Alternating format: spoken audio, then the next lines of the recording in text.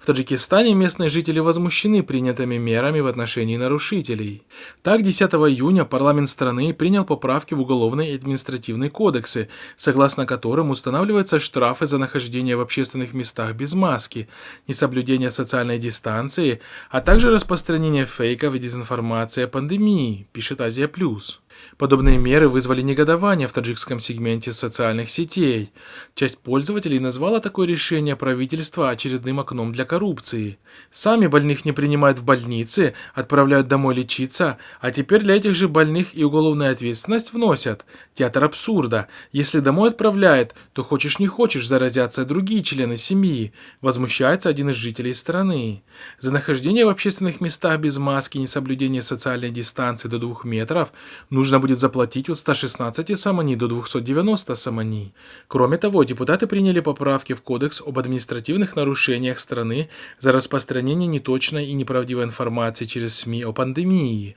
За данное нарушение предусмотрены штрафные санкции от 580 самани для физических лиц и до 11 600 самани для юридических. Статья существует, статья 113, она так и называется «Нарушение правил борьбы с эпидемией».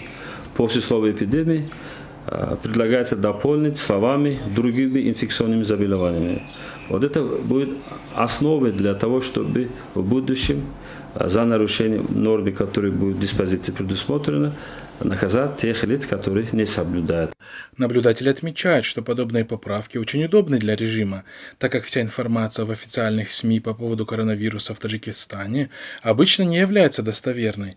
Официальные данные о числе зараженных и количестве смертей занижаются, вследствие чего люди черпают информацию в основном от независимых ресурсов.